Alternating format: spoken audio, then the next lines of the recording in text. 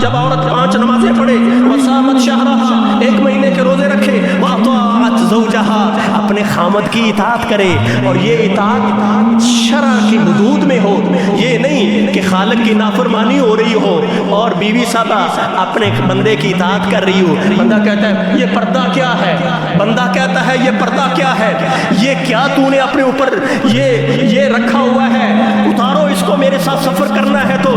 नहीं नहीं नहीं, उस वक्त औरत अपने खामद की इताअत नहीं करेगी। फरमाया कि वह हाफिज़त फरजहा, और औरत अपनी इज्जत की हिफाजत करे, इज्जत की हिफाजत करे। एक रिवायत में आता है वह हसनत फरजहा, अपनी शर्मगाह की हिफाजत करे, हिफाजत करे। हिफाजत का जिक्र है, चे जाए कि औरत अपने खामद की अदम मौजूदगी में गैर को अपने बिस्तर पे लाए, और खामद अपनी बीवी को बुलाए, वो ना आए, सारी रात उस पर फरिश्ते लानते